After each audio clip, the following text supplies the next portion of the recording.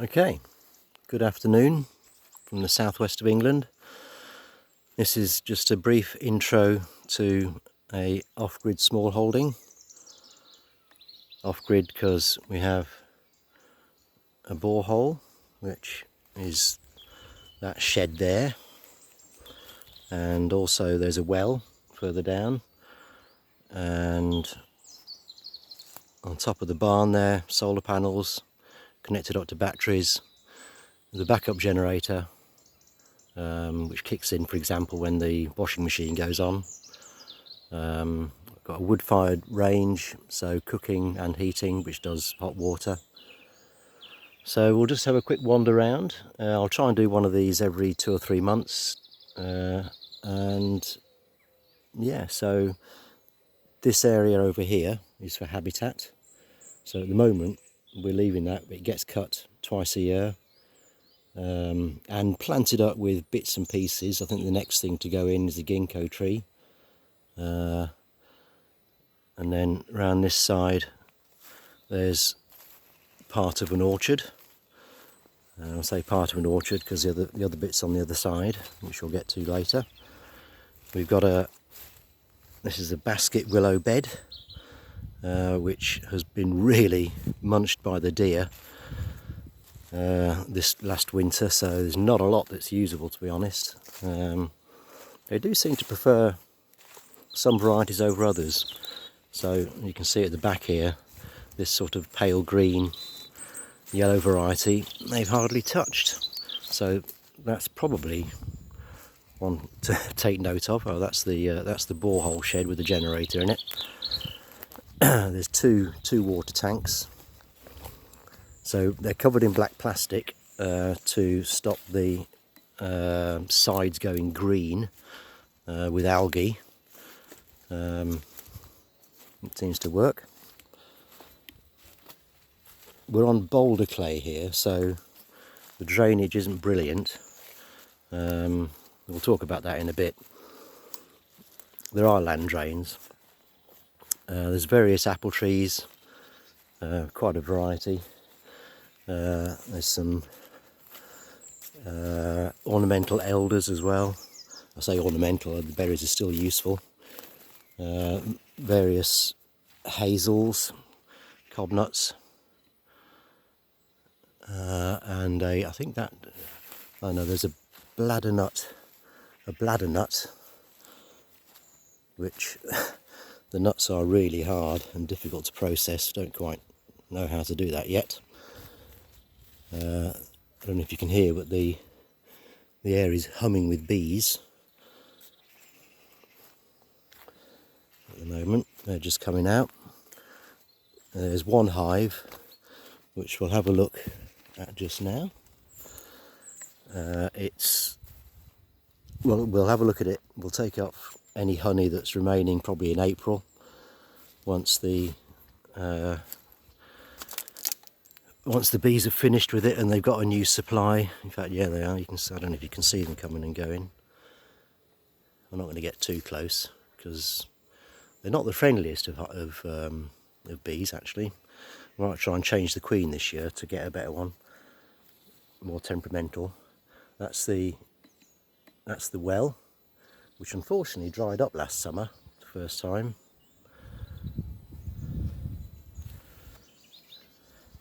This is the goose enclosure.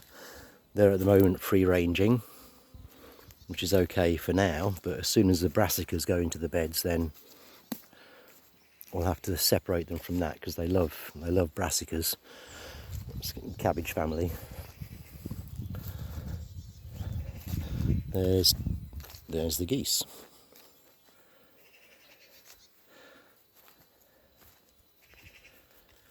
Two polytunnels, one for the house, one for the market. We do one market a week. Trays of lettuces, salad veg, cabbages, peas, beans, etc., and certain ornamentals, especially bulbs. That's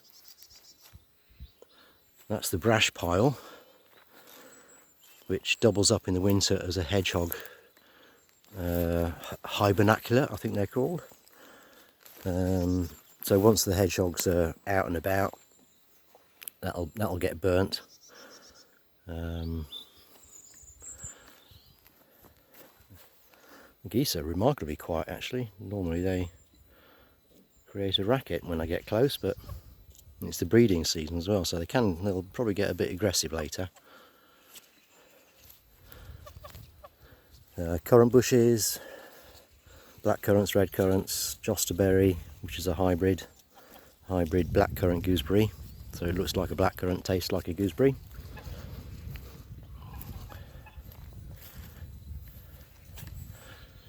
That's there.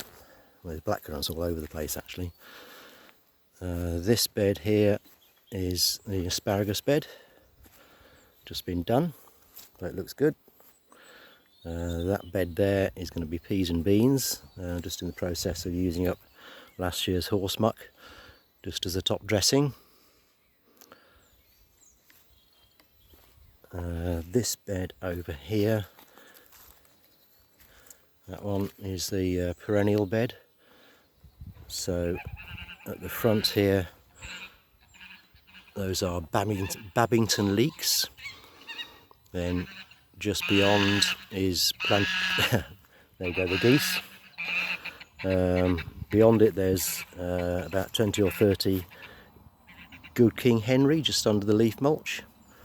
I'll try and get close to one so you can see what they're like.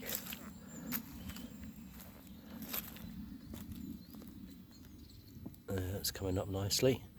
So good King Henry is an old Tudor veg. You eat the flower heads. Also called poor man's asparagus because it tastes like asparagus. In fact, I think it tastes better than asparagus. And then planted there next to the good King Henry is skirret, which is a wild type parsnip. Instead of one thick root, you get lots of sort of finger thick roots. Various other beds in the process of weeding. That normally the beds get cardboarded over the winter, but for one reason or another that didn't happen. This is the garlic bed. So there's hardneck garlic, softneck garlics and elephant garlics. This still is just about the leek bed. It's kept us going through with leeks through the winter. Digging up the last of them just now. Beyond it is an ornamental bed. We'll just dive into the bigger of the polytunnels. This is the house polytunnel. Not a lot going on at the moment. Oh, well, there's some bits and pieces. Parsley's doing all right. That's very good winter veg. That's the parsley just there. This is wild rocket, which should be coming into full swing very soon. There's a broadleaf sorrel, which is also a good winter veg. Get the hang of this. This is all stuff for the market. Bulbs keep the market going in the winter. Hyacinths, crocuses, daffodils, whatever. Tried some early broad beans, which sort of worked. They'll probably sprout from the bottom, so they'll come on. Various fruit trees, again to go in the orchard or the habitat patch. I don't think there's much more in here to show you. Oh, there's some perpetual spinach down here that's doing very well. That's that stuff. Again, a good winter veg. This was the carrot bed. Carrot and beetroots. Carrots are all up. Beetroots are still in the process of coming up. There's a Myrtus ugni at the back there, which fruits very well in the summer. That's this one here. Small fruits, but really tasty, packed with antioxidants. There's loads of herbs, various bits and pieces. Okay. Oh, the French tarragon and summer savoury. I'm not sure what that is. It's got a label. It is, oh, blueberry. There are a few blueberries up in the up with the blackberries, although they have special compost. They need it acid. More broad beans and a carpet of chickweed, which we're actually eating. So we've had cream of chickweed soup quite frequently. It's a good detox plant.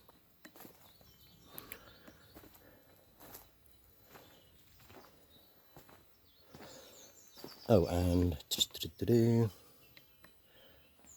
at the back there, those are Welsh onions. You use them like chives, just cut the tops. You don't use the bulb as such. Again, a good winter veg.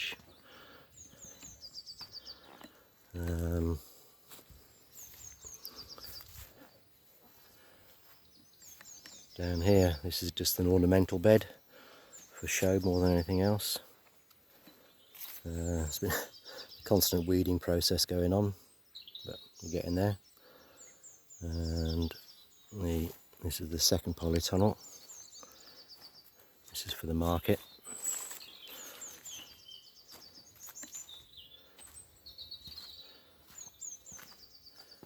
Loads of bits and pieces. Too many to mention actually. God, its temperature difference is phenomenal. So even in February, this gets warm, very warm, nicely warm. That's the ginkgo to go in.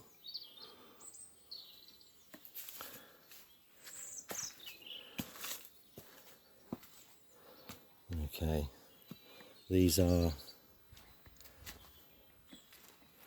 thornless blackberries that produce loads of flowers. Bees love them. The ornamental bed again. Oh, let's just quickly have a look at the solar panels. There's 14 of them.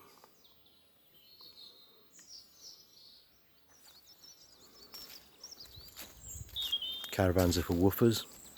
Woofers are willing workers on organic farms, so you usually have a few in the summer.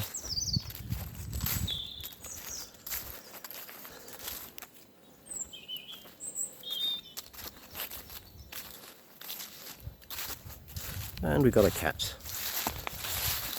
That's Smooch. Hello, Smooch. Meow, meow, meow. Yes, good cat. There's four cats in total. This is the hazel hedge, which was laid 7 years ago, probably. It's due for laying again. This is the other orchard. Again, mostly apple. There's plums, a pear or two. Well, they don't do too well for some reason. Could possibly be drainage.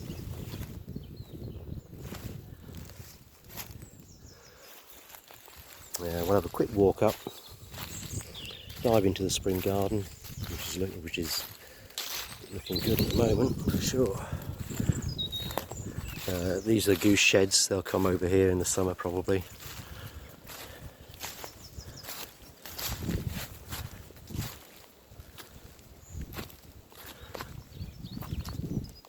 It's a bit of a scramble, this.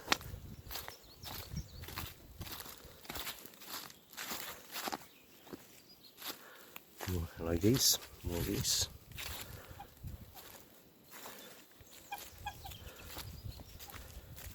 And the spring garden. Lots of hellebores.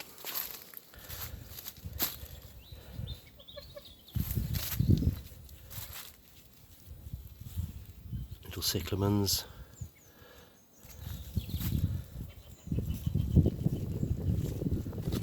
And snowdrops in full bloom.